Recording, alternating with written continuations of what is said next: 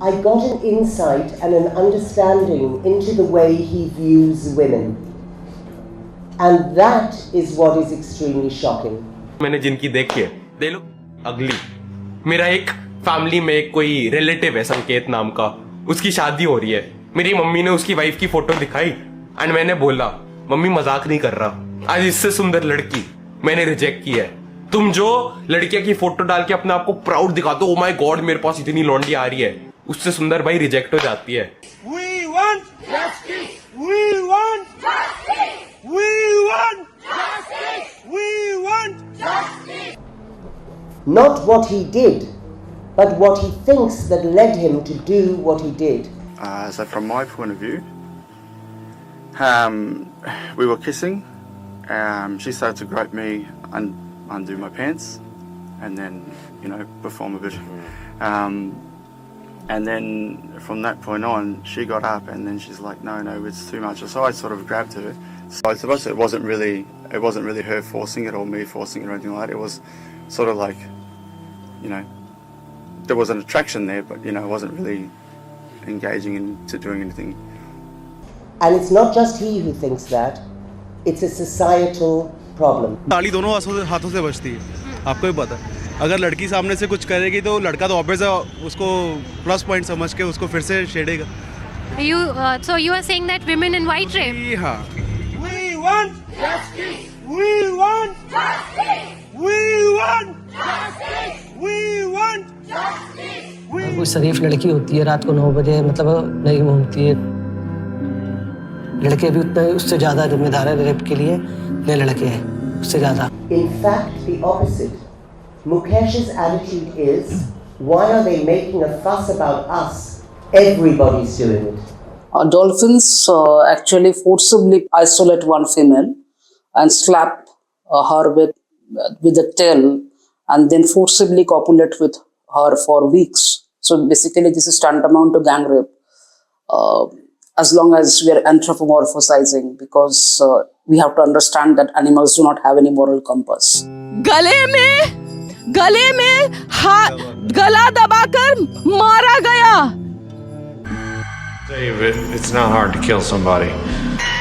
You can kill somebody pretty easy if you have the mindset for it. And now I am going to talk about biological essentialism. That if there is something encoded in somebody's system that makes them do it. If animals could sue us for maligning their character, they would have definitely done so for slandering them, because the term brutality, it is basically I think a Latin source of the word. It came to actually segregate lower animals, and men were actually positioned as a higher and divine order in the moral compass. However, in animal world, rape happens. Orangutans, bottlenose dolphins, some species of praying mantis, ducks, geese, and even chimpanzees.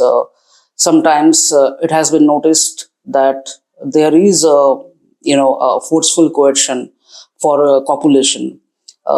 Usually, those who are getting defeated in the competition to sustain their gene pool, they sometimes coerce the female.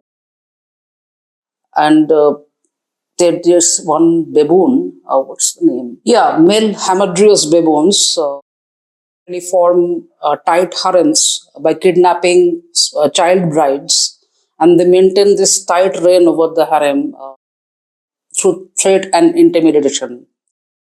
Dolphins also has been found that they raid the rival's territory and they try to behave defensively while eventually they turn as an aggressor. Dolphins, actually, a lot of people say the dolphin is very cute and all that. Is one of the ghastly animals in the, so far as sexual coercion is concerned.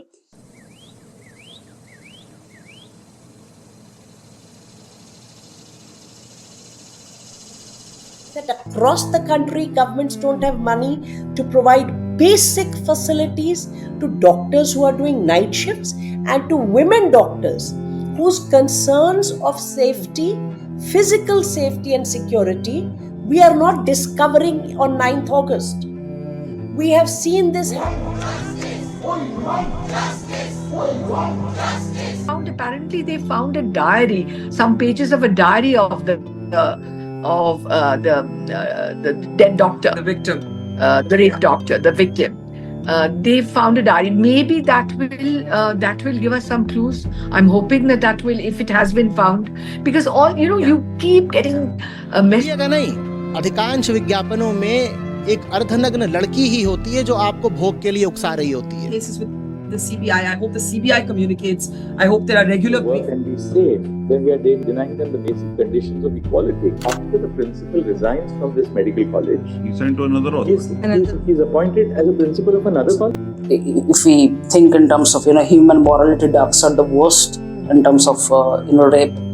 Mallard ducks, researchers have found that 40% of the mallard ducks in the wild forcibly copulate. And there are instances of homosexual necrophilia in mallard ducks as well. Then in Antarctica, far seals actually forcibly copulate with penguins. There at least have been 4 instances have been noticed when the birds' the legs were torn apart, and there are visible sign of bloods have been noticed, because the far seals actually kill the king penguin after mating. Researchers, however, found that while insects, fish, many primates show parallelism with human rape, however, it's more useful to study our ancestral, like that is the apes, in order to study their behavior more to gain an understanding about evolutionary offset, which kind of got somewhere introduced into the human system. So evolutionary biologist Andy Thornhill and evolutionary anthropologist Craig Palmer came up with this theory that rape is indeed a part of a Darwinian natural selection. It is an adaptation which happens mostly for reproduction purpose. That is, the innate drive is for sex and to defeat other competitors. Their book was severely criticized in Nature magazine and other science journals, because it has been proven that the data that they're basing their hypothesis on were severely biased, and it was highly criticized actually. And then several psychologists and other anthropologists came with this theory that it is basically nothing but a dominance display which has got nothing to do with sexual gratification. Subjugating somebody because the perpetrators are inherently so hollow. Basically, they lack a sense of identity and confidence. And this acute crisis of power inside gets translated in the form of trying to show the power. Because if you're really inherently, if you feel powerful, you do not need to continuously show your power. But those who always try to dominate everything, they have an inherent psychological makeup in such a way that they are very insecure deep down. So they, in order to prove their strength time and time again, they need to overpower, and the gratification is coming from that only. I started having these obsessive thoughts when I was about 15 and 16, and they got worse and worse. What were your fantasies about? They were sexual fantasies of control, power, complete dominance. They became reality. Was there pleasure in that fantasy? There was excitement, fear, pleasure, all mixed together. Is there a rape gene? Is there something embedded in our DNA which propels somebody to commit such a crime? We are going to delve deep into human psychology and behavioral science to understand that. There's no easy answer, so it's going to be a long discourse. There's no conclusive evidence that humans inherit a certain rape gene which make them susceptible to commit rape. Now, there are several studies published on this, and you will find internet flooded with the information of rape gene, where they say that if your father or brother is convicted of a rape crime, then chances are that you have 5 times more chances of committing a rape crime. Now, this study is actually, again, very limited and heavily biased. This is mostly true for molesters, child molesters, not for adult sex crimes. And also, This is because if somebody's brother or father is committing such a crime, that means such an environment exists. You cannot just put it on the gene.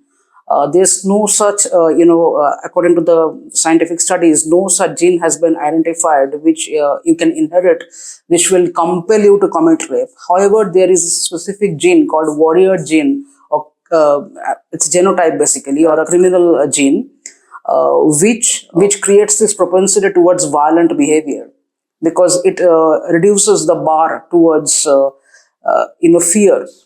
We want justice. We want justice. We want justice. We want. We are a sick society today. We are a violent society. We will have to confront this. We can stop calling ourselves a great civilization. And no, these are not a few bad apples. There are few times when we nationally get angry, but we are a violent, perverse, sick society that treats women and many others in a despicable, violent way. Few years ago, when comedian Vedas called out the sexual violence in India while standing in a foreign shore, it attracted a lot of criticism, and people cited as statistics that India has a 1.3 billion population and US has 20 times more rape cases with less than 1/5 of India's population. So they said that this alone shows the cultural and moral fabric of India, how sound it is. And Vedas is basically being an American bootlicker by criticizing India's mentality or the patriarchal setup and rape culture. Well, for those people, I have another statistics. The same NCRB report of 2021 says that 99.1% of rape cases are unreported in India. According to the NCRB report, National Crime Records Bureau, Kolkata emerged as the safest city in India for the 3 consecutive years, registering the least number of cognizable offences per lakh population among metropolises. Cognizable offences are those for which cases are registered under IPC, that is the Indian Penal Code. And this also includes SSL, that is the Special and Local Laws. For those who are totally clueless about the context, I have no plans to make this video.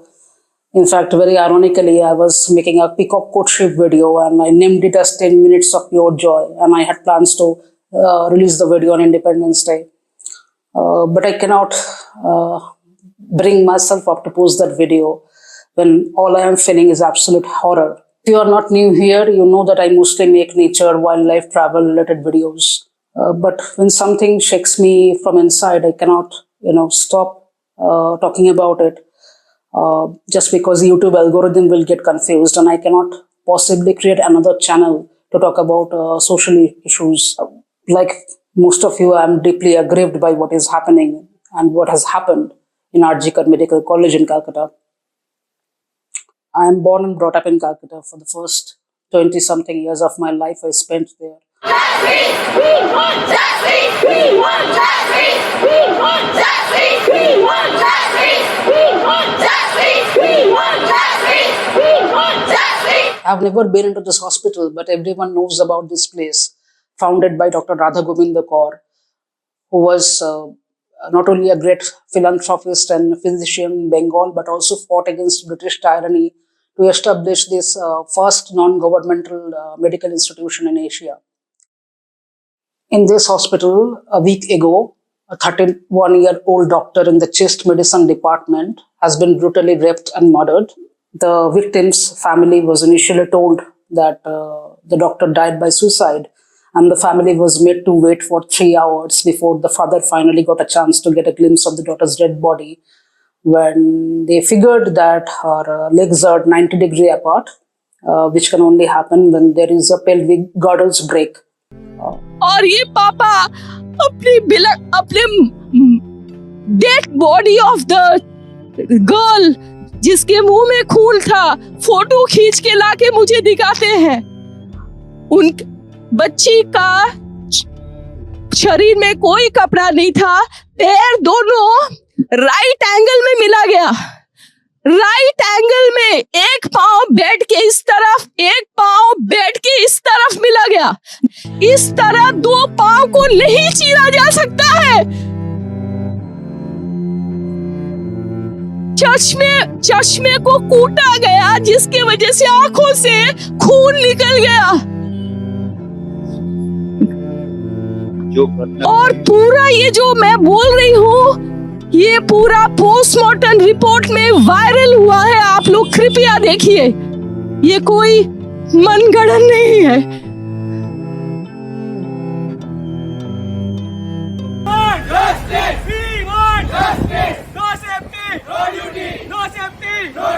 डॉक्टरों का करो सम्मान, तभी होगा देश महान। डॉक्टरों का करो सम्मान, तभी होगा देश महान। नारी पर अत्याचार नहीं करेंगे स्वीकार। In the beginning, in the immediate aftermath of the crime, a number of doctors also suggested pelvic fractures. Now, the post-mortem report, according to details placed in the public domain, there were no fractures. So, even this is being used to question the theory that there is more than one perpetrator. Therefore, I must ask you to refocus back on your assertion that you believe only a pawn in the case has been caught. Vikashda. Because I rely upon the opinion of the forensic experts. I can tell you, one forensic expert employed in government service has told me that after looking at the post-mortem record, they were sure that this couldn't have been the action of one individual. There must be more than one. By the way, many women don't report rape because they know that the process of investigating the rape is terrible, right? Not only do you have to go to the doctor and they're gonna swab you and collect all of this evidence to indicate that the rape actually happened, there are going to be a significant amount of people that will doubt you and they will say that you're making it up. And you have to go through court proceedings, you have to testify, you have to show evidence. It is not a fun thing. There isn't like this big group of women in society that are like, I'm going to make up rape because I'm out to get this guy. Yep.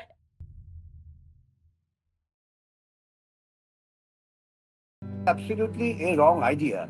The parents, as it was told to them as a common man, they thought that 150 milliliter fluid was there. Whether that fluid is semen or something else, that can only be definitely told by the forensic expert. The parents did not know. They were told that there are 150 milliliter of liquid, white liquid. They thought it's semen. This is common man's idea, who didn't have any idea about the medical science. But this is really 150 milliliter of liquid, fluid. That fluid was found available. What is the fluid? How it was there? These are all the matter of forensic investigation.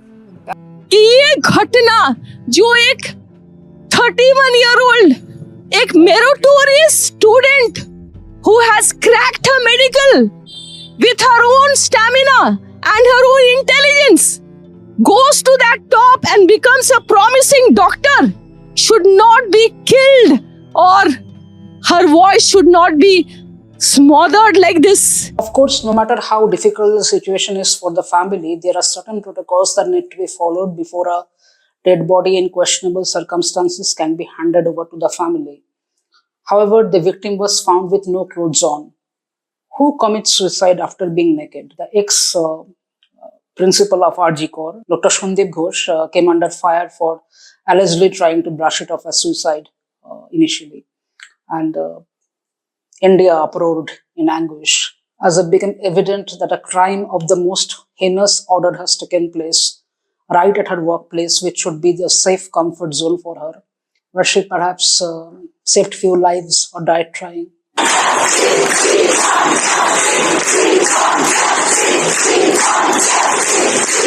Nobody is there to question anymore what she's wearing, whether somebody has eaten chow mein or not. A lot of people still think that rape is about sex. They say rape is about power, but the sex becomes prominent somehow.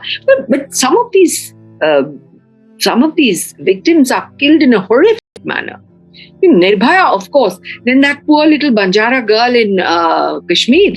Just think of her. I mean, that was one of the times when I sort of, veered towards the death penalty myself. I mean, there's this ambivalence of what should be done with such people. Is it genetic? Is it something that has sprung out of inequality?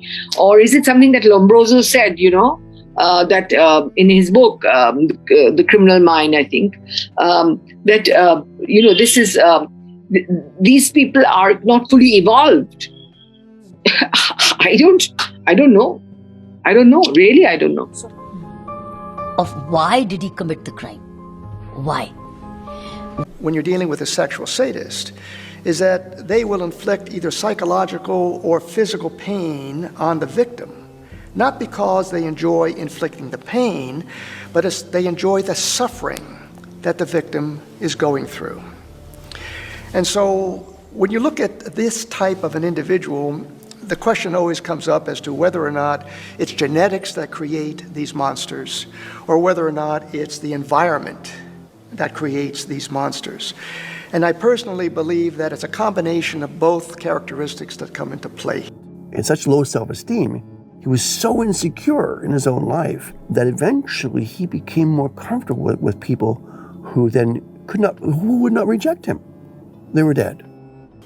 A question's always raised once again as to whether or not it's the home environment that creates a sexual sadist. उन्होंने बोले कि मैं नशे में करा, तो इतना भी होश है कि वो सीढ़ी तक आगे ऊपर तक वो अपना आराम से घूम रहा है, तो इतना भी नशे में नहीं था वो. Or whether it's some genetic malfunction in his mind that creates it. What happened? What did happen? What happened was that I took advantage of this woman. Some of the prisoners who wrote us knew their victims. This man targeted strangers, women driving nice cars. What we do know through the research that we have conducted is that years and years ago when we were, and it wasn't me, but Roy Hazelwood and John Douglas and Bob Ressler were going into the prisons and interviewing serial rapists. It seemed like they came from a background in which many of them were either psychologically, physically, or emotionally abused. Shawcross was also subjected to an in-depth examination by a senior Yale psychiatrist. What we discovered and then were able to verify was the fact that he was horribly mistreated sexually as a child. In the course of the interviews, he relived some of that experience, which was out of his conscious awareness. But early on in their lives, starting in their teenage years, they appear to have these fantasies of hurting other people. Now, in many instances, these fantasies may be acted out with prostitutes. And if the prostitute will go along with this S&M type of activity, well, in many cases, it stops right there. He never goes to the next level. If that does no longer satisfy him, then he starts fantasizing about abducting an individual in order to put the fantasies into play. So if we are asked to do any genetic profiling of a rapist, a study conducted on 900 criminals in Sweden has revealed that there are two genes which has been associated with the repeat offenders of violent crimes. One is MAOA gene and another is CDH13. MAOA gene is nothing but an enzyme which controls monoamine oxidase A basically, which controls the dopamine and the serotonin levels in our brain. And CDH13 is linked with ADHD and substance abuse. And those without these two genes have been sorted as, that they are not capable of doing violent crimes, basically. However, it is a gross exaggeration to link these two genes as a single contributing factor towards rape.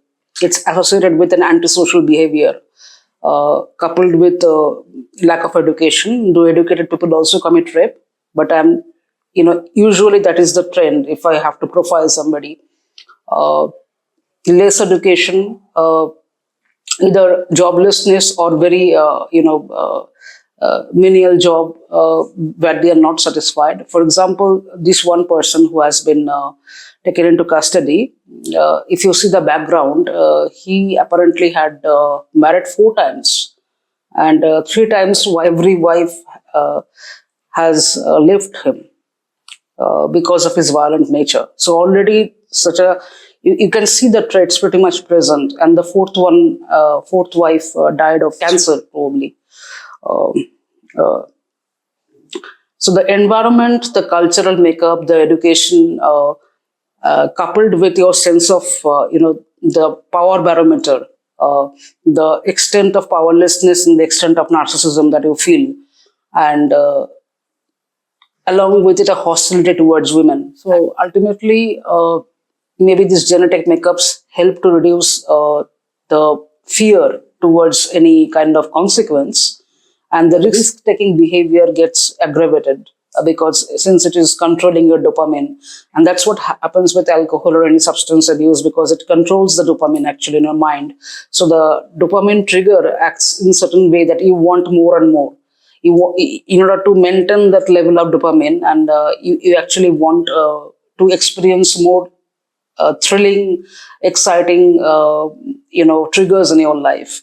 And in order to do that, if we are also accompanied by less risk barrier, then you will do some antisocial activities coupled with lack of education, coupled with absolute moral depravity, and your social framework itself is supporting that, because you have seen women being treated in a certain way, and you feel they are no longer a human being. It's not even your species. You are completely disconnected from their emotions, and just looking at them at a totally dehumanizing way.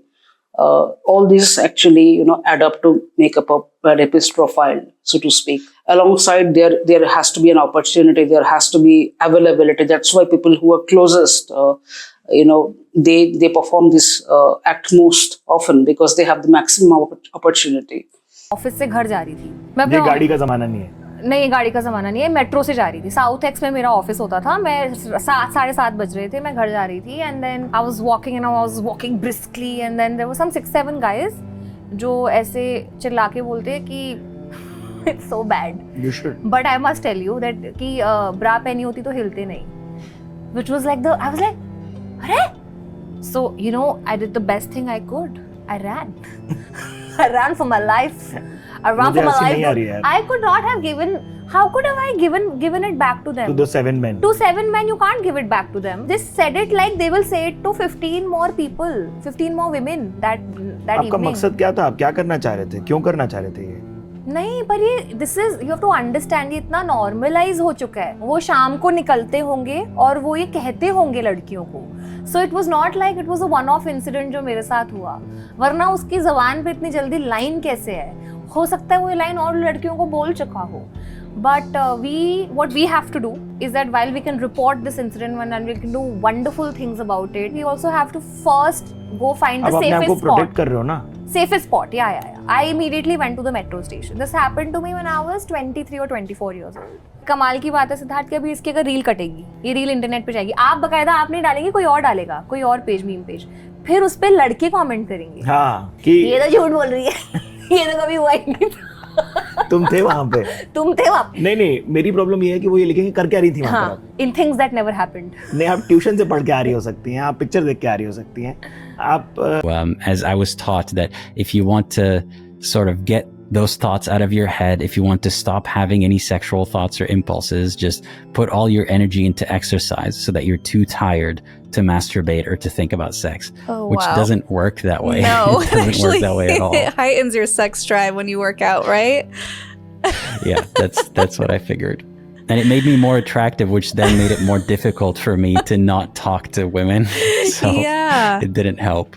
Oh man, but I'm wondering, this hypersexualization, did it actually do anything to you as a man? Like when a woman's completely covered up and maybe you see her shoulders or her ankles or something that you're not supposed to see, was it a turn on? Was it something that you were kind of groomed into finding attractive because it was so taboo? Yes, absolutely. Women at the time were supposed to not be seen outside without wearing black, that they called it a abaya. It's like a cloak basically that you put on top of whatever you're wearing, and it's kind of baggy, so the shape of your body is not supposed to show. You just kind of look like a tent almost. And even women who don't wear the veil, the hijab on their head, they're supposed to at least loosely cover their hair with a black scarf or something. So in public, most of the time, women were just black figures walking in front of you, and you couldn't even see much of their skin. And some of them would go as far as to wear gloves to make sure that even their hands are not visible, because you don't want to entice a man that way. And the effect it had was that just the sight of skin or a body part whatsoever was intriguing, if not arousing. तो आपने यार वो मान लो एक यार घूंघट कर रखा है, हाँ तुम देखोगे यार क्या है इसके अंदर, तो अब लड़कियों को बोलते हैं यार स्कर्ट्स मत पहनो, तो व्हाट मैं कहूँगा वो बहुत यार सही है कि आदमी यार शांत तो रहे. So it was not uncommon that because women didn't take public transportation or walk down the street, sometimes they'd have to wait outside for a cab or for a driver, and the traffic would halt sometimes because there will be guys who keep whistling at them or stop and try to talk to them just because they saw a woman's like leg or foot, like she's wearing heels, for example, and that was very arousing to them. It sort of shifted the bar for what is arousing and what is sexy and what is showing off a woman's beauty, to the point that, you know, arms became sexy, legs became sexy, everything about a woman's existence, just the reminder that this is a woman, just seeing her hair, that was arousing enough. And people didn't realize at the time, and I think they don't realize, that this causes more men to be aroused around women. And this is exactly the case with Sweden. Why Sweden has an oversized population of rape victims is because there more inclusive reporting happens there in comparison to even other European countries. And this is another confounding issue, because why the global rape statistics cannot be compared is because the legal definition of rape varies from country to country. Some countries consider any serious act of sexual assault as rape, while others consider it as rape only when it exceeds a certain threshold of violence. Some countries consider spousal rape. A country like India, marital rape doesn't even come under any cognizable offense. And that's another Pandora's box waiting to be opened. Some countries consider any consensual and non-consensual acts against minor. They count this under rape. Some countries put it under a specialized category, any act against minor. Some countries consider it as rape only when there is a vaginal penetration. Others consider it as rape when unwarranted penetration takes place in any of the body parts. Some countries consider it as rape when any genuine reporting happens. But others consider it as rape when it actually, a legal proceed starts actually. For some country, gang rape basically constitute one incident. But for other countries, how many individuals, how many perpetrators are involved, that count is considered. On the other hand, if the act happens for a long period of time, for example, I was, after this Kolkata incident, I was watching one of the cases from BBC archive when one woman got raped in her own home by her father and father-in-law for a long period of time. And this entire episode, some country will consider it as one single incident, one single event, while others register this as under multiple counts, how many counts of rape happened actually on that individual. So the definition itself is not standardized. And that was the first, when I got to know, it was very surprising for me, because why it is interesting and why it is important, why I'm telling you this, is because when interviewing the perpetrators in order to understand their mindset, why they do what they do, it has been revealed that while most own it up that this is an act by force, act against the will of the victim, many are unwilling to acknowledge this as rape. While they are saying, yes, it is forcefully done, but they are not acknowledging this as rape. When I was first arrested, I truly had no memory of the crimes that I had committed. You know, people are going to hear that and say, I know. That's crap. It sounds crap. And I mean, I even thought so at first too. I mean, जबरदस्ती करके ही तो rape होता है sir. जबरदस्ती कैसे हो जाएगा? मैं आपके सामने खड़ा हूँ, आप मेरे को कोई जबरदस्ती पकड़ के थोड़ी ले जाएंगे. और जबरदस्ती नहीं हो सकता ये. उसका राजी प्यार भी चलता है. He studied law enforcement techniques. He studied criminal behavior of other criminals. And he was sharp enough to avoid capture for a long, long time. Because the definition also itself, if you look at the legal parlance, there is a loophole. What constitutes rape is not standardized across the globe. So any kind of, why you are talking about what is happening in India, few days ago, this has happened in London, all these talks are inconsequential when you put in the entire things under perspective.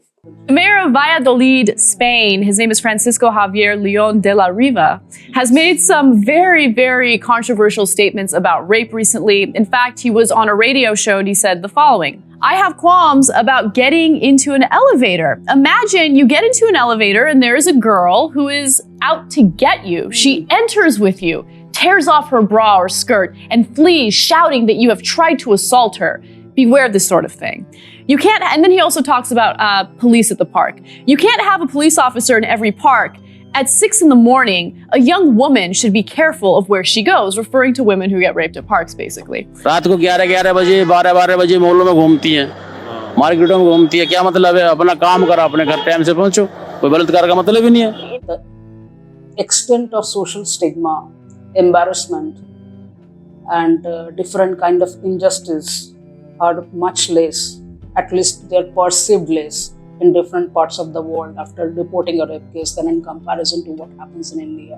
देखिए, लड़का तो जाता है हर जगह, अकेला भी जाता है कहीं कमाने के लिए, मुंबई, कलकत्ता, मद्रास या विदेश। तो लड़कियां भी जा रही हैं आजकल। तो वही बात है, तभी तो ये सब हो रहा है। अपनी बॉडी दिखाती है, क्यों नहीं दिखाती? आदमी जोश में आ गया गलत काम कर जाता है। You might be misinterpreting somebody's body language, make advances towards somebody, but that doesn't instill the ability to inflict pain on somebody, right? Because that requires a different kind of psychological predisposition to be able to violently suppress somebody's and choke somebody, gag somebody, and that's how this lady has died. That doesn't endow with that kind of capacity. I think that very soon allegations will come out that he tried to rape a woman on an elevator. I think he's trying to get in front of this thing. अच्छा, rape sir, rape सिर्फ महिलाओं का होता है, मर्दों का rape नहीं होता है क्या? आपका प्रोविजन नहीं है क्या? स्टॉकिंग नहीं होती है मर्दों की? अच्छा, जस्ट होता है सर, आप हंस रहे हैं, होता है। पर हम ये भूल गए कि एक लड़की जिसका रेप हो रहा है वो भी इस टूल का यूज कर सकती है, और जो किया भी है। अगर आप देखोगे उस निर्भया कांड के बाद फॉल्स रेप केसेस बढ़ गए हैं। Has he never heard of a rape kit?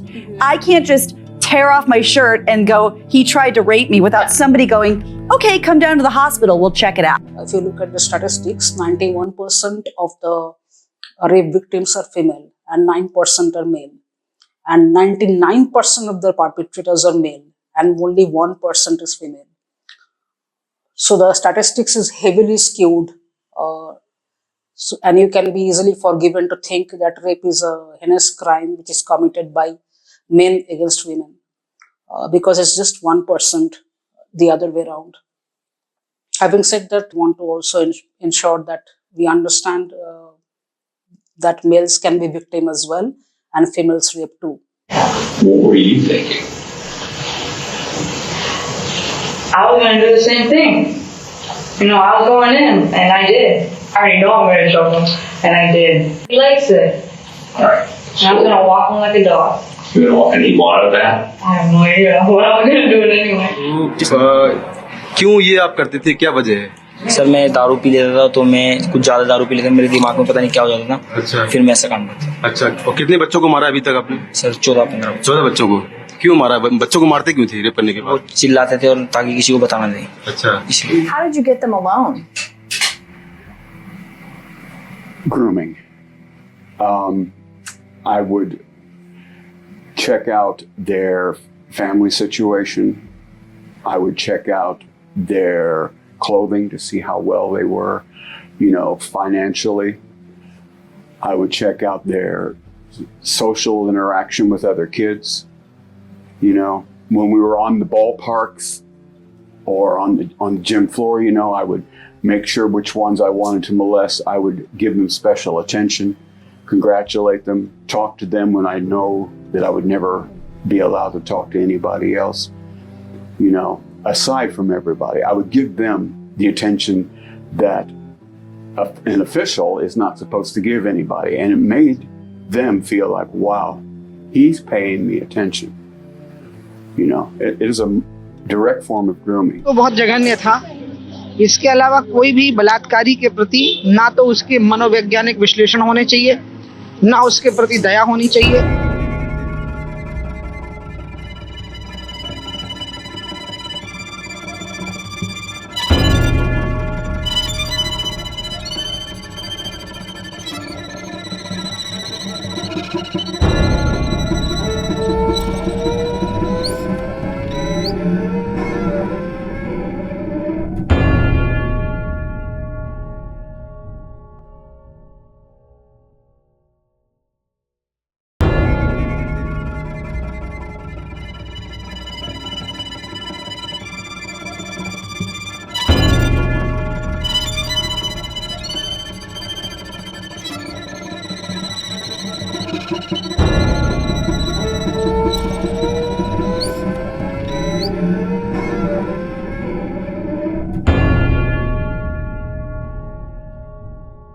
There is a law called Marry Your Own Rapist, which prevails in 20 countries.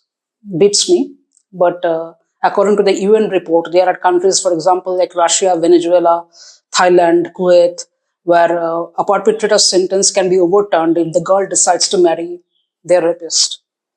Such antiquated and tribal laws still exist in many parts of the globe, including Eastern Africa, Middle East. So rape is definitely not just an India specific problem. Having said that, we cannot oversight what is happening here. And while it is established that it is not just about, it's not a mental disorder, and we cannot brush it aside just as saying it's a stray behavioral component, but I am going to approach this topic based on the incident that happened in Calcutta under the pretext of socio-biological perspective and psychological perspective. Why people rape?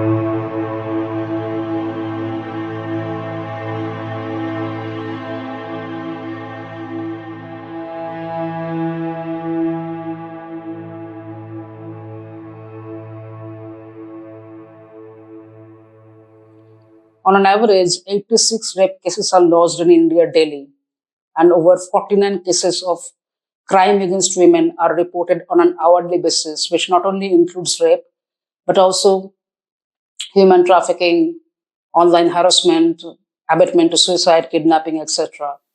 Also, interestingly enough, 74% of the cases registered under Section 376 of IPC turned out to be false.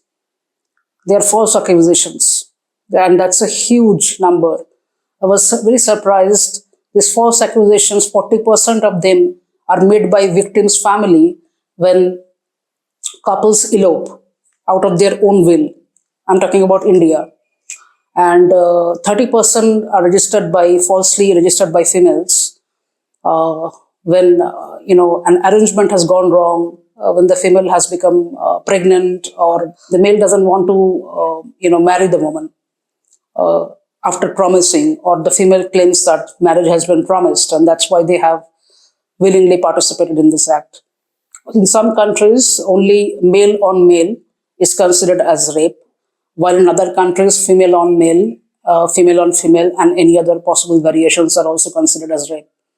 I don't know how many of you are aware of this, but only vaginal or any form of penetration are not just considered as rape in India, without any act of penetration, but against the will of the victim, against the consent. If there is an invasion happens in in the private part of a female, that is considered as a rape in India. I don't think even such cases are reported. It's not just vagina, but it also includes the entire labia majora area.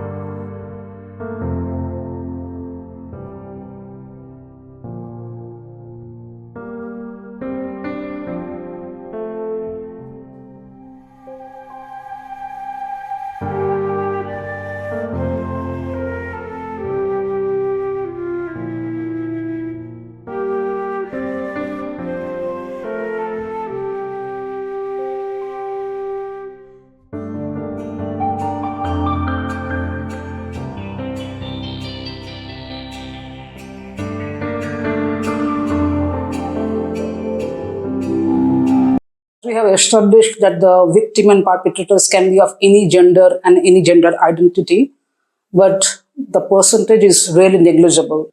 This postgraduate trainee doctor was found with several injury marks all over her body with visible bleeding through her eyes and her private parts. Even a non-medical person apparently could have, based on the reports, should have been able to identify that this is not just a case of a plain suicide. So that's why there has been some allegations of, some botched up investigation initially by Calcutta police and things like that, because the perpetrator was associated with the police in the sense that he was a civic volunteer. He's not directly under police though. Very consciously, I'm again not taking the name of the victim or the perpetrator, because according to the Indian law, while it is all over the social media, the name of the victim, many of you might be knowing about it. But I will not mention it because according to Indian law, a rape victim's name should not be disclosed. And I refuse to call it Nirbhaya 2.0 or Abhaya, because nobody wants to be fearless at the expense of getting raped. And perpetrator's name also I will not take because still it's questionable that whether only one person is involved or whether there are multiple involvement, and its matter will be sub judice. So I refrain from naming anybody. But I will definitely take the name of Dr. Shundip Ghosh, who was the principal at that point of time of the college, who has been quoted as saying, "It was irresponsible for the girl to go to the seminar hall alone at night." लड़कियों को बाहर नहीं निकलना चाहिए, जब कोई काम हो जब तभी निकलना चाहिए, नहीं तो घर में रहना चाहिए। हाँ। और लड़कों को काम करना चाहिए, पढ़ना चाहिए। That is the reality. As a man, it's player versus player. It's ultimately competitive. And as a man, you have to outcompete the other men who are prepared to get up and do it anyway. That's how it works. There's no such thing as saying, I'm sad, I need 2 weeks off. Not as a man if you want to be important. Maybe as a chick, you can always put more foundation on, be hot again. Great. Not as a man. If you want to be important as a man, you have shit to do. You have duties.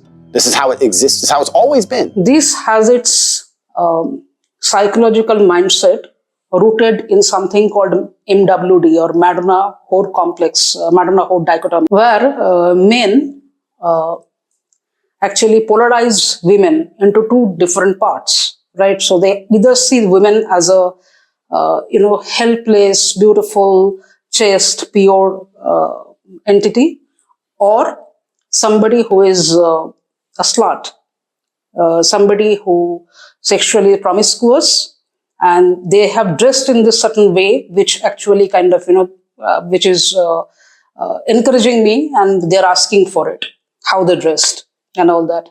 And no need to think that this is just rooted in Indian patriarchy, because MWD, the original root is from Freudian theory, which has its base in Western patriarchal society. And Freud mentioned that many men are unable to disassociate between the love they feel for their mother in comparison to the romantic love they feel for their partner.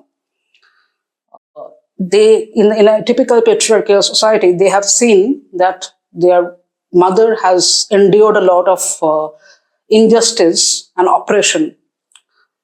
This kind of creates a certain amount of affinity towards mother. At the same time, it creates some amount of repulsion, because you lose respect towards your mother because your mother is enduring all injustice without having a backbone. So you either seek for female who actually subjugate to all your wishes that is somebody with an angelic disposition like Madonna, or you segregate women in another category that they are whore, they are easily available. It's okay to inflict them with the kind of treatment they deserve.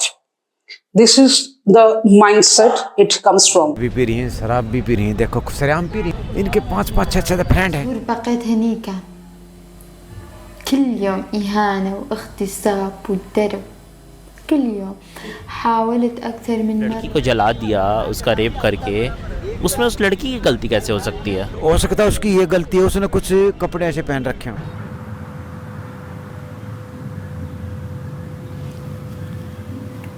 What kind of stuff was going on?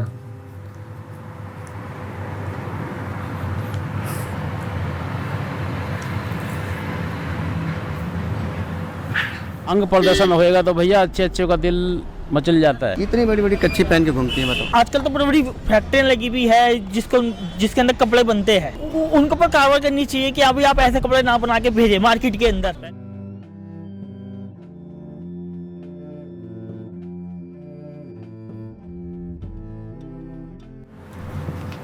A lot of sexual abuse.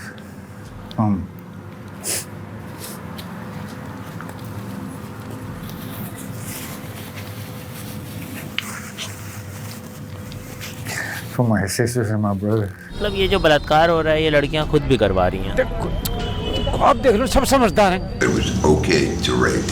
That it was okay to do that. It was okay to force myself and do what I wanted to do. नहीं देखो वो खुद करा रही हैं कोई भी उठा गए रेप जो मतलब खुद नहीं करता महिलाओं की काफी इज्जत करते हैं देखो बिल्कुल जो महिला है वही इस सृष्टि की देवी है घर की लक्ष्मी घर में ही रहती है अच्छा रहता है In those cases that we know of, the women that we've identified had the misfortune of resembling his mother, who he hated. This kind of hostility happens regularly on minors as well as on aged individuals who are way past their primes, clearly proving that it has got no direct connection with beauty or appearance or how somebody dressed or where they are. Also, another common fallacy is that for gay men, rape is usually done by other gays. That's not true. Rape on gay men are mostly inflicted by heterosexual men. What these men desire, they cannot love. And what they love, they cannot desire. The founder of psychoanalyst Sigmund Freud was quoted as saying about people who suffer from MWD.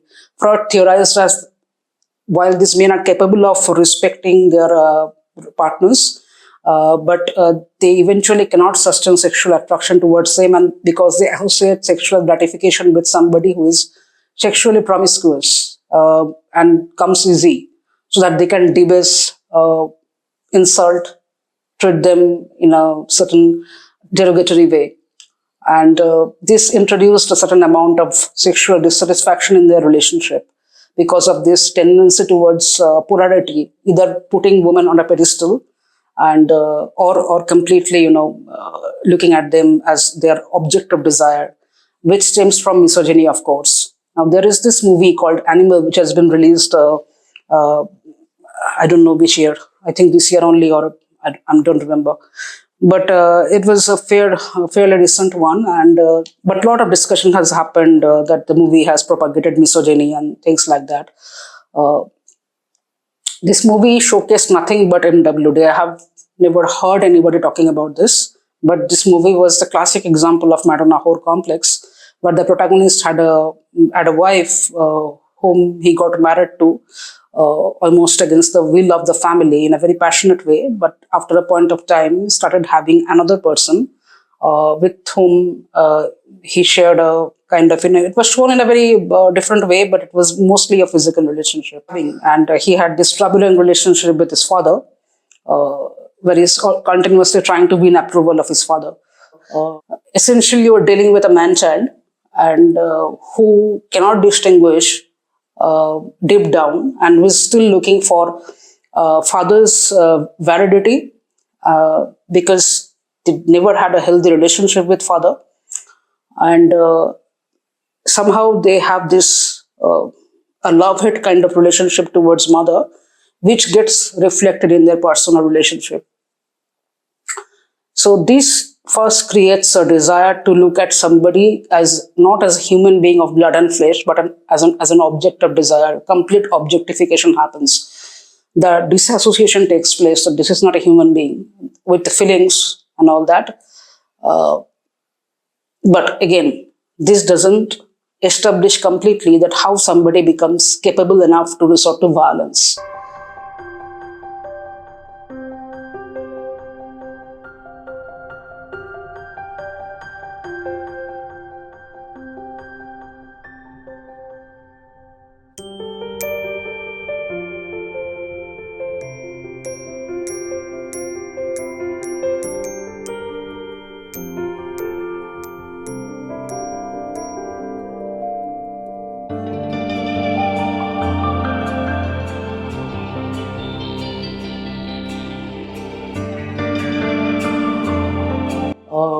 So anyway, the point is that in childhood, this power imbalances that you see at home impacts people differently. That I cannot respect you if I'm having sex with you.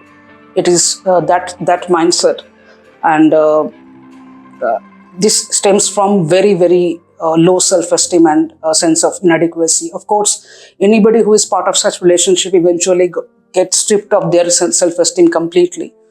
And nowadays, in the modern form, this takes the shape and form of different types of kings played out inside confines of a room. Is that in some of the pictures, when we see him in bed with his victims, he's got a cable release in his hand, but you see his face. And Roy realized that in those cases, he probably killed those victims because his image, his face is in the pictures. And in those photographs where he concealed his identity, then the victims probably lived. Rape and sexual crimes, it's okay as long as you care about the other person. This is what you do to show the other person how much you care about them. May have made friends with another sadistic serial rapist and killer in prison, and we believe they're probably sharing notes and sharing the fantasies of what they have done. The one thing about prison is that their fantasies never end. And they will be reliving and reliving and reliving what they did to all of these victims until the day they die. What's happening? What are you doing, Art? Art, why are you holding your penis? Art, what's happening? Mom. What's happening? What does Mommy do? Mom's got me. Mom's got you now? What does she do? Okay, and what's happening? Started kissing me. And what's happening? Why are you crying, Arthur? It hurts. I remember the Sujat Jordan rape case in 2012, which has taken place in an upmarket area in Kolkata called Park Street, where in a moving vehicle she was raped. There also, the immediate narrative that came across was by an elected MP. She said it's a sexual deal gone wrong because Sujat was in a nightclub, there was alcohol involved, and so this is very interesting. Why I'm talking about this is because both what this principal said and for this Sujat Jordan cases, you will see immediately what happens, and that is called victim blaming. And that is why the report of the rapes are so less in India. 99.1% of the cases are not reported. That is not even one proper case is reported out of 100. That's the reason, because immediately the blame gets shifted. There's a deflection happens towards the victim. That you must have done something to instigate this act. There were so many women out there. Why the perpetrator has chosen you? That narrative comes across. It must be because the way you are dressing, how you are behaving, how you are acting, how you are looking, how you are working, in which hour you are working, what you chose to, give out in terms of your energy. All these things have haplessly instigated somebody to commit a violent act of rape, because many people have this kind of repressed dysfunctional fantasies, and when they manage to control it, when it is not all out in the open, nobody speaks about it. And that's why there is something called opportunistic rapist. That if there is always a question that if they are given opportunity along with the courage that is needed to commit a violent act, definitely these people who suffer from MWD are more susceptible to commit rape. So this internalized sense of misogyny also affected women behavior, and they adapted differently. For example, you must have seen in its mildest form that when a desirable male steps in the room, some girls tend to change their behavior, the way they are talking. Immediately there is a certain sense of consciousness, and sometimes the accent changes, the body language changes. Not happens with everybody, but it is pretty regular, it happens. What it stems from is the fact that there is this deep-seated belief that got deflected, that you do not have an agency over your body. Changing just to please society. I'm just trying to talk about that, right? So when you are doing that, deep-seated, deep down, you are actually trying to feed to that mindset. And this is the mildest form, and in its harshest form, it manifests in the form of females even having rape fantasies. This is particularly difficult for any women who are conditioned to believe that having erotic or sexual feelings contradicts with their feelings of being a pure human being or a nurturing woman with motherly feelings. These two are poles apart. That's why a feeling of shame generates those who are extremely, in front of the world, those who come across as more independent, having more say or agency on their body, more confident, outgoing. Naturally, they are going out, mingling with all sorts of individuals, having a few drinks. This section is different, and the other section, the one who, what we say as good girl, basically, they are different. So it actually, this kind of misogynistic impressions gets imprinted in somebody's mind from early childhood. And this squarely puts the blame back to the woman, because essentially they are battling with the childhood impressions of the subjugated mother that they have seen in the household. So that's how the victim blaming starts. Actually, it's a very deep-seated psychological thing. Like, for example, if a classmate flunks on a specific subject, you may see that people are very prone to jump to conclusion that, oh, they haven't studied, or oh, that's what they're doing. They are like that, casual, carefree. But when I flunk in that specific subject, then teacher didn't teach well. There are other reasons. This victim blaming happens in all, sort of misfortune. When somebody experiences heart attack and in hospital, you will see that immediately people start telling that, you were such a careless eater. You were having so much food, which kind of, immediately what's the need to tell? Because it's not that the person doesn't know, that what exacerbates cholesterol or what is good for heart health. But immediately, people try to tell them that what they have done wrong, which put them in that specific situation. This is because this stems from many factors. One is, of course, there is something called hindsight bias, which basically puts people that this is an ideal world, and this has happened to you because you have done something wrong inherently. This helps people to feel safe by themselves, that it will not happen with me. So this has happened because the girl was present at the tower wearing that particular dress, doing that particular activity. Alcohol did it, or something else did it. It just, it's just a way of immediately deflecting and taking zero accountability. Even if you look at our TV shows, right, all these shows, Sabdhan India, or whatever, there was another show, I'm forgetting the name. they all will tell you, "Sabdhan rahe, satark rahe," on why position yourself in a place which will enhance your chance of getting victimized. Basically, this is another way of saying that we have, as a society, completely failed. It's your responsibility, your safety is your responsibility. You should be completely circumspect about the fact that at any point of time, any attack can happen. It's total lack of empathy and accountability. When you try to share any bad news with somebody, you will see that, and when you are actually, sharing the bad news with the hope or with the subtle ask that the other person has to step up in order to help you, you will see that first few seconds, the person's expression, these are called micro expressions, actually, the facial expressions, first 2-3 seconds, most people gauge whether they are going to help you or not, regardless of whether how close they are. Very few people you will see empathy on their face.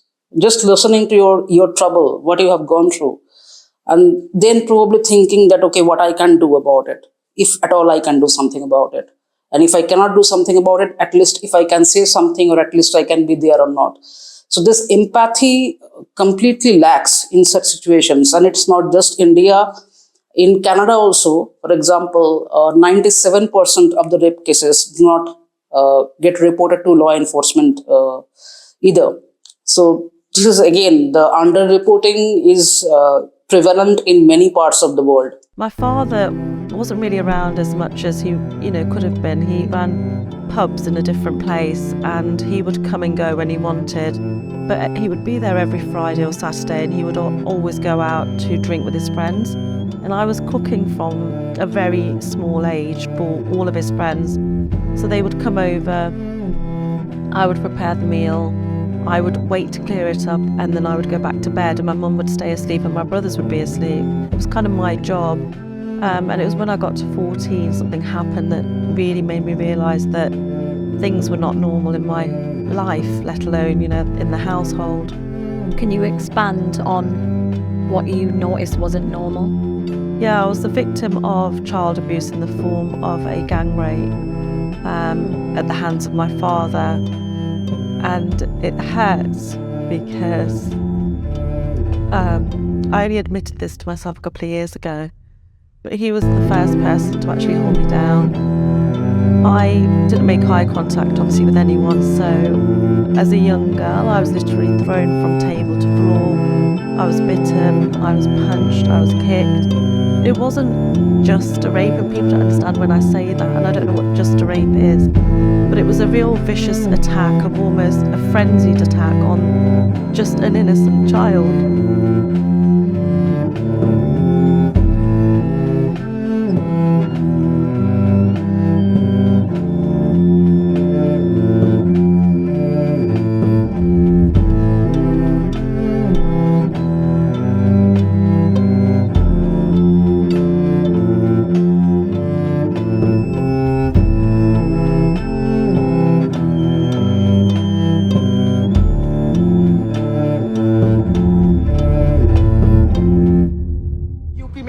हरामजादों ने एक 22 साल की लड़की के साथ gang rape कर दिया। मुंबई में एक 9th क्लास के बच्चे ने एक 3 साल की बच्ची का रेप कर दिया। मुजफ्फरनगर में एक 14 साल की दलित लड़की को उसके घर वालों के सामने से अगवा किया गया, उसका गैंग रेप किया गया। हर ब्रेस्ट्स वर कट ऑफ, उसके प्राइवेट पार्ट्स में चाकू थे, उसके शरीर पे, पूरे शरीर पे कट्स के निशान थे, which was made with a god damn sickle, जिससे फसल काटता है किसान। हे भगवान, हे भगवान। Aruna Shanbag, which was in the 70s, Bhavri in 1992, and many such incidents where we have seen that at workplaces, when women are there, they have particular concerns with regard to safety. We have an entire Shaka judgment and a law promulgated thereafter, or the POSH Act in 2013, many other changes made in the rape law. This is a case of rape or gang rape. The investigation is still ongoing. But it is a situation where in a government medical college and hospital, where of course there will be women, including young women doctors who will be doing overnight shifts. That is not news to a medical college. And yet there is no arrangement for them to rest, for them to sleep, with any level of safety, sanity. Usually they would use the sleep lab to rest. That was not available today because there was a patient there on the 9th of August. So the young doctor, she went to the seminar hall both to rest and to study. Why are there no arrangements? Is it anybody's case that the state government does not have money to fix this? Is it anybody's case that across the country governments don't have money to provide basic facilities to doctors who are doing night shifts? And yet there is no institutional responsibility, there is no institutional responsiveness, and only when something that periodically shakes us, both because of the horror of it, and what it compels us to confront is happening in society, that some noise is made, political scoring is done, all kinds of rhetoric about death penalty. So the same lack of empathy, a sense of alienation, a sense of shame, which they have seen in the rapist eye, the same gets reflected by the reaction of the society immediately, which further makes a person recoil in their own corner, and it makes them feel that, okay, let's not make things further worse for me. And that's the reason actually people in most cases they try to internalize all the blame and guilt, and it creates huge amount of internal trauma and PTSD. This is also the reason this entire the psychological traits and spectrum that I spoke about. It's also a reason why some females are inherently attracted by so-called bad boys. You will see that good boys, they know that good boys make long-term good partners, but they are not usually not attracted to them. They attract somebody with a better physique, a certain shoulder width. Now these are all, they have evolutionary reasons, just like the way there are certain bodily traits which are more coveted by men from evolutionary perspective in order to carry out procreation. Similarly, there are certain male body traits which are more attractive inherently, not uniformly for all. In all animal species, one of the major concern by the female is procreation and how to safeguard the baby. And they know that this safeguarding is not possible by somebody who is a commitment phobe or who is basically going to be a Machiavellian person who is going to play with my emotions, but still they get attracted to those bad guys. Why is it so? Because of this power imbalance that they have seen in childhood. So naturally, they are attracted towards this kind of dysfunctional relationship where somebody will dominate them, treat them like shit. And this abuse feels very familiar in their mind because, and of course, nobody is conscious. Nobody is doing it consciously. That's why you see people, some people jump from one bad relationship to another bad relationship continuously. And it's a same kind of trait, just played by different person in their life. So this victim blaming is also one of the major reasons why many perpetrators believe that they will get away with it. What the doctor was doing at that ungodly hour is because their duty was on such ungodly hours. Sometimes they have to work for 30 to 36 hours shift at a stretch, and sometimes even it exceeds 50 hours under inhuman conditions without access to proper restroom. And there was no allocated separate space for women to actually go and take rest. So after finishing all her duty, she decided to take a recess, and she had dinner with the juniors, spoke to her family. Then she went in the seminar hall to study and take some rest. And during the half asleep situation, she has been attacked and completely strangulated, and in a horrific way, her thyroid cartilage is broken. So it was basically, all effort has been made that she could not scream. So this helplessness, just notice because I will relate this with the mindset and the psychosis. Now, coming to one of the incidents that happened with me after my mother died in Calcutta, I was alone in a flat because my father was working in a bank and he was posted outside of Calcutta at that point of time. And one afternoon, a calling bell rang and I saw a salesperson and I opened the door. I don't remember what he was selling. But anyway, I told that I don't need it. And I thought I was about to close the door. And he tried to show me something with his mobile. And those were the initial days of mobile. Okay, there was no OTP and all that. It was because it was not, he was selling something. I don't remember exactly the details, but yeah, he was showing me a mobile and it took some time to register in my mind that what he was showing me is actually a violent porn. This incident came into my mind. I have completely, somewhere repressed it in my memory, but it became alive when I heard that one of the, perpetrators who has been caught, his mobile was loaded with violent pornography. The salesman, I remember, looked at me with a certain perverse smile and then just took the mobile and fled. And I kept wondering, because I was like in my early 20s, I was wondering that what satisfaction does this person get by me seeing 2-3 seconds of porn clips? It took me some time to realize that it's just a dominance display. For a few seconds he saw the helplessness in my eyes. That titillates his libido. That gets him, going.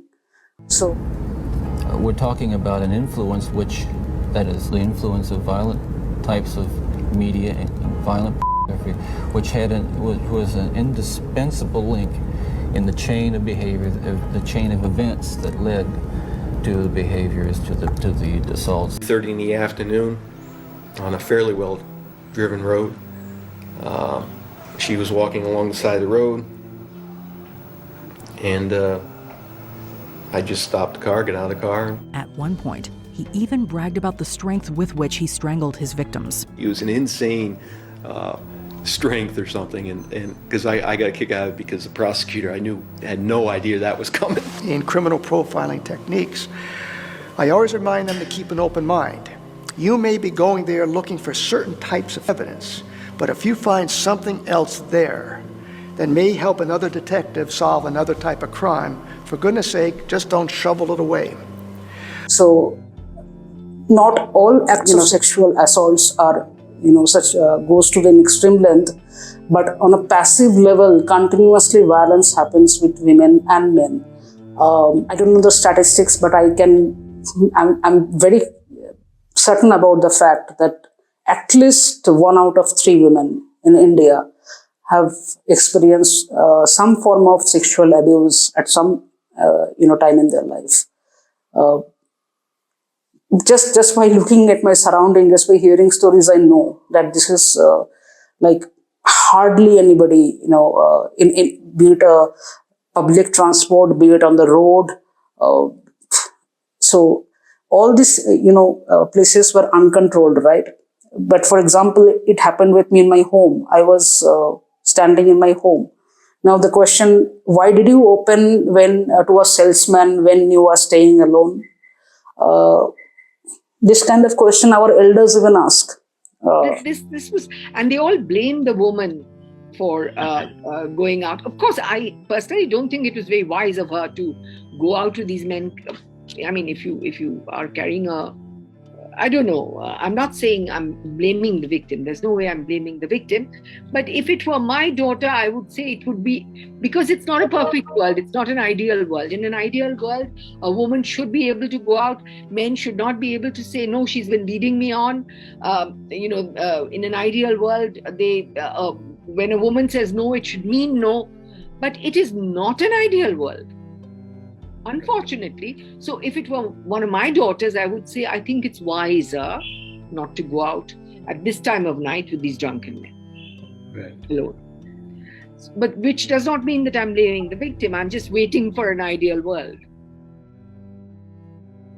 one of the advisories from the state government is that women doctors should, as far as possible, avoid the night shift. Now, this is the opposite of Reclaim the Night, and I just want your thoughts on it. I mean, this is ridiculous that it tantamounts to admitting that we cannot give security to our women. That's what it's tantamount to. We do not know how to give security to our women, our transgender people, and therefore we are asking them not to do night shifts. That's ridiculous. That's just pushing people back into, I think that's the RSS way of thinking, actually. Just push them back into the kitchen. It makes a lot of practical sense that we should be, mindful about our own safety and security. But I think that's inherent of every human being. Our defense mechanism is very intrinsic. People do not willfully put themselves in a risky position. But a thought of such nature with crimes like rape comes with a certain fallacy. It assumes that rape happens when you intrinsically put yourself in a high-risk situations, like, for example, in a bar with alcohol, drugs involved, or you are walking in a dark alley and stuff like that, or get inside in a car. But majority of the rape cases happen in victims' own home or in their safe space, like, for example, in this case, in the hospital itself for the doctor, by somebody who is very closely associated, either a blood relation or somebody who is known, not by a stranger. But we also learn that, because what it teaches us not to trust anybody. And so we get increasingly disconnected because we don't know whom to trust, whom not to trust. So we create a shield around ourselves that we will not trust anybody, and we get increasingly disassociated with the society and create some isolated cocoon around ourselves. That's why they say that, no, you develop discretion, who is your friend, who is not. That's not so easy, man. Sometimes your friends also can, behave in a certain way. And since we do not talk about it, we do not connect, it all gets, very much internalized, and people start blaming themselves, and then it manifests in the form of illness. It creates a lot of problem, internal struggle, lot of misconception. Responses बहुत delayed होते हैं. हमें ना अरसा लग जाता है ये समझने में हमारे साथ कुछ गलत हुआ था, और ये मैं हर तरीके से आपको ये बोल रही हूँ. बहुत बार आपको ऐसा बोला जाएगा कि आपने उस वक्त क्यों नहीं रिएक्ट किया.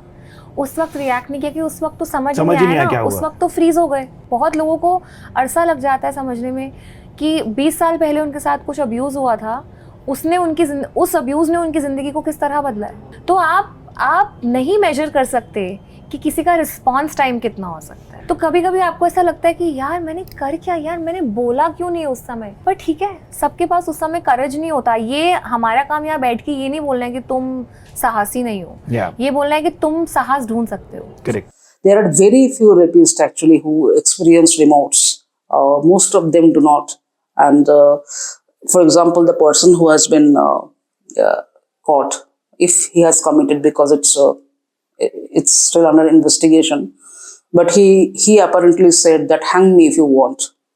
Most of the people actually show this remorselessness completely because they have a very high degree of ego and narcissism. I don't have no feelings, no emotion, no. Depersonalize another person and view them as just an object for pleasure instead of a living, breathing human being. It seems to make it easier to do things you shouldn't do.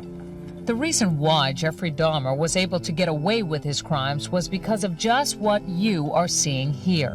Jeffrey Dahmer is intelligent and articulate. That is what makes him so frightening. But if you listen carefully to his words throughout this interview, you realize it is a thin disguise. You do sound, though, like the kind of person who could have said to himself, "This is wrong. I must stop." I always knew that it was wrong, but Because the photos when they went viral with that of Neeraj, I'm not too sure. Whether you look at this as a compliment, but of course you are one of the most attractive females, beautiful females in India's history of Olympics or in this sports particularly. Are we right to assume that there was some sort of a chemistry? एक video viral है, आपकी mummy Neeraj Chopra से कुछ बात कर रही हैं. क्या बात हो रही है? बातें बड़ी बन रही है इस पर। मैंने तो दोबारा दोहरा रही हूँ, आप मतलब ना सिर्फ सेंसेशन बनी बल्कि भारत का नया क्रश भी बन गई थी। पता है कि आज देश की जितनी यंग लड़कियां हैं वो नीरज चोपड़ा को देखकर बिल्कुल इस वक्त फ्लोर्ड हैं और नीरज चोपड़ा नया हीरो है और गुड लुकिंग है। आपको ये महसूस हो रहा है कि आप सुपरस्टार हैं। These minds are very tortured for sure. So it's not a good space to be in. It's not that they are having a very great time inside themselves. That much I understood. But also they are very remorseless and mostly they don't feel much. In the same profiling you ask an astrologer to do, and they will probably say that if the moon is positioned with the lord of the 8th house, or if your Mars, Rahu, are malefic and Venus is debilitated, there's an increased chance of the person to commit rape. One astrologer said something like, what? If you throw turmeric and vibhuti at a rapist, then they will immediately run away. People like this take away whatever the, leftover credibility such esoteric subjects have. Anyway, there are different layers to it. There are different ways of looking to things. And what will happen by knowing this? Will you be able to identify somebody on the road? Even top psychologists cannot look at somebody and figure out whether they will commit rape or not. Criminal profiling is an art. It's not a science. It's never going to be a science. I don't have psychic powers. No real profilers do.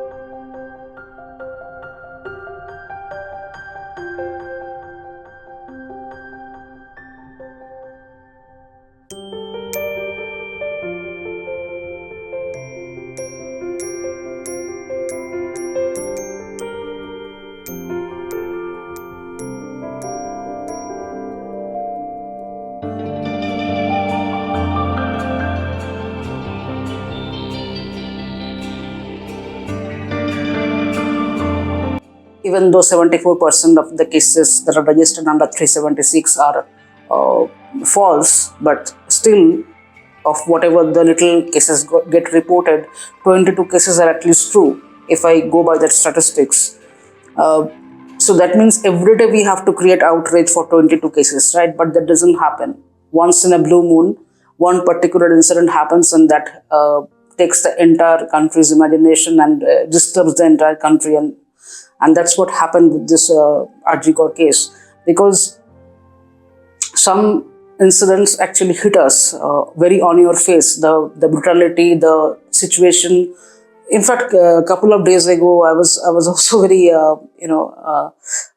saddened to see that clip when I think it's in Rajasthan, a man was actually tied his wife at the back of his bike and is driving the bike, and the woman was basically dragged on the road. I mean, horrible things happen every day actually. But of course you cannot, I am for the last 3-4 days, I am in dearth of sleep and peace. Now I cannot live like that. So eventually I have to let this go from my system and have to, move ahead with my life. Otherwise, you will be living in a perpetual state of agony and anguish, and which we are not capable of doing, and it will also impact my health. Whenever any such, horrific incident happens, when people, you will see an outcry about capital punishment, that everybody starts demanding capital punishment. In this incident also it happened, and the chief minister actually said capital punishment is par for the course. Now, capital punishment, the impact or the gravity of the punishment, never, it has not been seen that it actually was helpful to curb rape crimes. What is helpful is the probability of being found out, because most of the perpetrators bank on the possibility that they will not be found out, or the victim will be marginalized so much that, or they have political influences, in some other way they will be able to evade the system. That's what they bank on. So just increasing the gravity of the punishment doesn't inflict a fear in their mind. Now, if I do this, then I might get, capital punishment. So that's why I will not do it. It's usually this kind of rationale is not a deterrent for a rapist. And most of them actually look for a certain opportunity, which was, unfortunately, was provided in this particular scenario. The civic volunteer should never be able to access a doctor's restroom at night. It raises so many questions about our, basic safety and the sanctity of a human life, right? I feel very sad thinking about the family, because it's not just rape happened, a life has been taken away completely. What we are going to take from this, why we had this discussion, if we cannot identify rapist based on this profiling. The only thing is that, or if you see any injustice happens in your environment, please do not keep quiet. Raise your voice. We get so much disillusioned about what is happening around us, right? And that's how actually such heinous elements get victory over us. So I think it's very important for people to stay connected, and because you remember, your silence is their currency. Your silence is the silent admission that I can do this on the next person also, and they will be quiet too, right? So it's important to actually speak up. It's important to protest in whichever way you can. I want to end this by saying that according to Thomas Hobbes, one of history's most prime cynicists, life is nasty, brutish, and short. But according to Jamal Jackie, the director of Stanford University of Neuroscience in California, this impression about life is more likely to come true if you are really that much cynical. Such impressions become overbearing, and you lose all trust in humanity, and all hope and faith gets lost. And that's not a very good place to be in. It feels like everything is the world is a very dark and bleak place, which it is, but also it is very beautiful. So while we are all in this quagmire, but also do not lose, hope on the fact that human beings are also capable of brilliant things, very good, very nice things. Do not lose hope on your own kind, because the reason the world exists is still there is more good people. I don't know whether this video helped anybody or not, but it definitely helped me to process, because I was very disturbed. Be safe and take care.